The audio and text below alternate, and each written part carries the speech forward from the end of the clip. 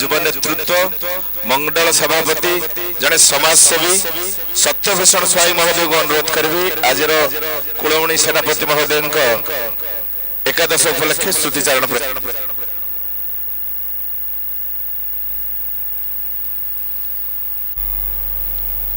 गुरुजन देव भाईना महोदय एवं मंचासी समस्त गुरुजन मंच सामने बसथिबा समस्त गुरुजन गुरुमा एवं कुलमणि साहब को भल पाउथिबा समस्त व्यक्तित्व समस्त को भूमिष्ठ प्रणाम करुछि।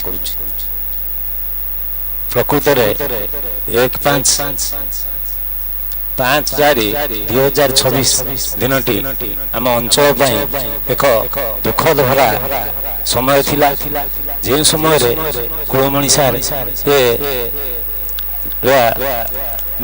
आम अंचल को आम समस्त को दुख सागर रे भसई आरपारी को जाइथिले। तेणु मो प्रथमे तांकर आत्मार सद्गति पाई जगन्नाथ पाखरे नतमस्तक होई कणिपात करी प्रार्थना करुछि। मो तांको विषय रे अधिक किछि कहबी नहीं, से तो एक महान व्यक्तित्व थिले। आमे समस्त गुरुजन मान जो कथा कहूथिले मु तळे बसी ताको अनुध्यान करुथिले। तांको सहित मोर जो संपर्क सी मते लगे मोर पिता बा पितृत्व जमिति बाछल्य ममता स्नेह भरा एवं आकट आग को चलीबार मार्गदर्शक सबू से आम पाखरे कहती। प्रकृत रे गोटे तांकर सबुठु भल कथा लगे से गला बेले जो परिस्थिति रे थांते जोठी देखा हुअंत से भल मंद कथा पचारंत एवं सबु जगह मुझे छोट बेलू बाहर रोली मामुरे बड़ हेली मोर मैट्रिक पास पर मो गाँव को आसिली से कुलमणि साहब को मुझे जानी नी किंतु आम गाँव जेकोसी भोजी हो आम परिवार जेकोसी भोजी हो बा दुख समय आसू आम सब देखु सार गोटे चेयर पकईकी दिन जो बसते ये कथा ये अंचल भाई मैंने अनुध्यान करते से भोजी खातु बा न खातु किंतु तांको घरे जाई निश्चय चेयर खंडे पकई बसते मुझे भावे ये व्यक्ति बा ये गुरुजन जड़े आसुंती अनुध्यान कले एवं जो तांकर स्नेह भरा कथा से एबे देह खराब रे पड़िथिले भी सब फोन करंती ए कथा को समस्त निश्चय आम अंचल जो माने अछंती तांका सहित मिशंती स्वीकार करिवे। से भल मंद कथा पचारंती एवं से भल मंद कथा भितरे तुम बापा किभଳି थिले से कथा मध्ये कहंती। तुम गाँ रे भल मंद कथा पचारे गोटे माने आत्मा को मो एत हृदय भल पाए से कथार से तो निजे पचारती तुम्हें कौन करुच ता सहित तुम गाँव भल मंद कथा पचारती। प्रकृत में सी तो जो क्षेत्र थे शिक्षकता क्षेत्र में सी तो एक महान क्षेत्र जो क्षेत्र रु आमे समस्ते परोक्षर हो बा प्रत्यक्षर हो आम समाज आम गाँ आम देश जो मानक आज समृद्धिशाली एवं समाज दिग्दर्शक से माने तेणु से शिक्षक समाज रे तांकर तो ना रही से जड़े भल शिक्षक थिले भल माने मनीष थिले।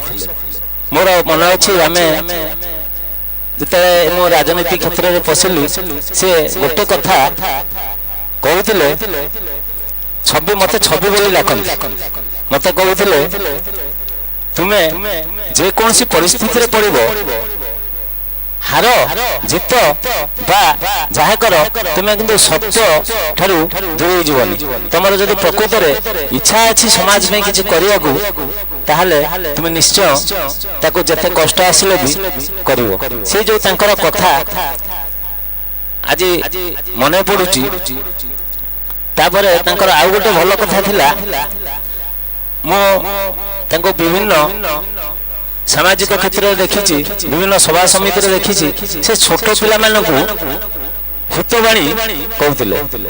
ଏବଂ ଆମ ପଞ୍ଚାୟତରେ ଯେତେ ସଭା ସମିତି ହୁଏ, ସେ ସଭା ସମିତିକି ଯିବେ, ତାଙ୍କ ପାଖରେ ପୁରାଣ ଯୋଉ ଭାଇ କହୁଥିଲେ ଗୀତା, ଭାଗବତ, ରାମାୟଣ, ମହାଭାରତ ସବୁ କଥାକୁ ସେ ଏପରି ଭାବରେ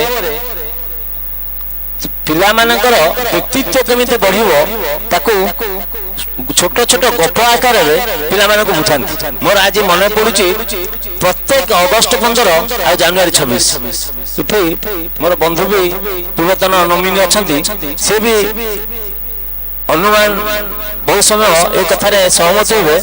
ପ୍ରତ୍ୟେକ ଜାନୁଆରୀ 26 ଅଗଷ୍ଟ 15 ସେ ନିଶ୍ଚୟ ପଞ୍ଚାୟତ ଅଫିସ, ହାଇସ୍କୁଲ, ଯଦି ଆଉ ସମୟ ମିଳିଲା କିଛି ପ୍ରାଥମିକ ସ୍କୁଲକୁ ବି ଯିବେ, କହିବେ ମୋର ଗୋଟେ ଥର ତାଙ୍କୁ ଜାନୁଆରୀ 26 ଡାକିବାକୁ ମନ ନଥିଲା, ମୁଁ ଡାକି ପାରି ନଥିଲି।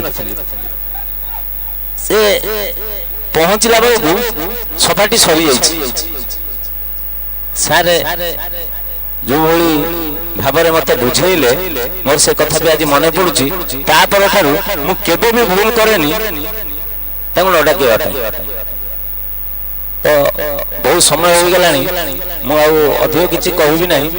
ମୁଁ ଏତିକି କହିବି, ସେ ଆମ ଅଞ୍ଚଳ ପାଇଁ ଏକ ଉଜ୍ଜଳ ଜ୍ୟୋତିର୍ମୟୀ ଏବଂ ସୂର୍ଯ୍ୟ ଥିଲେ।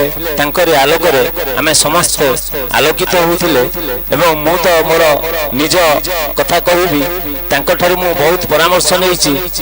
ଏବଂ ସେ ତାଙ୍କର ପୁଅ ଦୀପୁ ମୋ ସାଥିରେ ମିଶିଲା ପରେ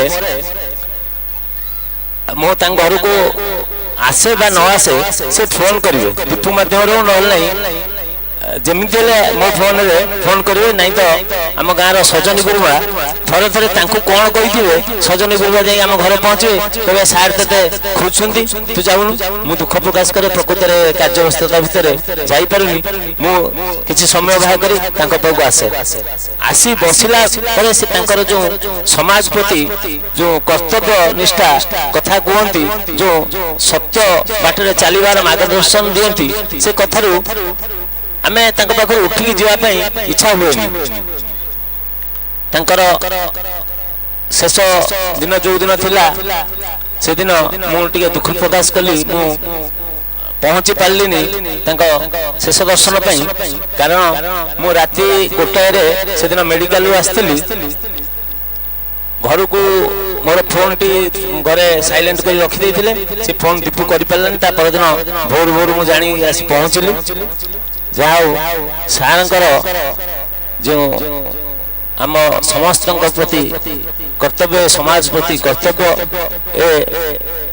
ତାଙ୍କର ଶିକ୍ଷା ଦେବାର ଯେଉଁ ପ୍ରଣାଳୀ, ଏ ସବୁକୁ ମୋର ବିଚାରଧାରାରେ ଯଦି ଆମେ କିଛି ଉନ୍ନତି କରିଛେ ଆମ ସମାଜର, ରାଷ୍ଟ୍ରର, ପ୍ରକୃତରେ ଶିକ୍ଷକ ମାନଙ୍କର ଶିକ୍ଷାଦାନ ପାଇଁ ଆଜି ଆମେ ସମସ୍ତେ ମହାନ ହେଇଛେ। ତେଣୁ ସେଇ ମହାନ ଆତ୍ମାର ସଦ୍ଗତି କାମନା କରିବା ପାଇଁ ତାଙ୍କର ଜଗନ୍ନାଥଙ୍କ ପାଖରେ ମୁଁ ପ୍ରାର୍ଥନା କରୁଛି। ଏବଂ ଜଗନ୍ନାଥଙ୍କ ପାଖରେ ପ୍ରାର୍ଥନା କରୁଛି ତାଙ୍କର ପରିବାର, ତାଙ୍କର ପୁଅ ଝିଅ ସମସ୍ତଙ୍କୁ ସାହସ ଦିଅନ୍ତୁ ଏବଂ ସେ ସତ୍ୟ ବାଟରେ ଚାଲିବା ପାଇଁ ଉତ୍ସାହିତ ହୁଅନ୍ତୁ। ସାରଙ୍କର ପଥପ୍ରଦର୍ଶକ ସାର୍ ଯେମିତି ଥିଲେ, ତାଙ୍କ ପିଲାମାନେ ତାଠାରୁ ଆହୁରି ଭଲ ମଣିଷ ହୋଇ ଏ ସମାଜ ପାଇଁ ଦିଗ୍ଦର୍ଶନ ସାଜନ୍ତୁ ଏବଂ ସମସ୍ତେ ସ୍ୱାସ୍ଥ୍ୟ ସମସ୍ତଙ୍କର ଭଲ ରହୁ, ଏହା ପ୍ରାର୍ଥନା କରି ମୁଁ ମୋର ବକ୍ତବ୍ୟ ସାଙ୍ଗ କରୁଛି।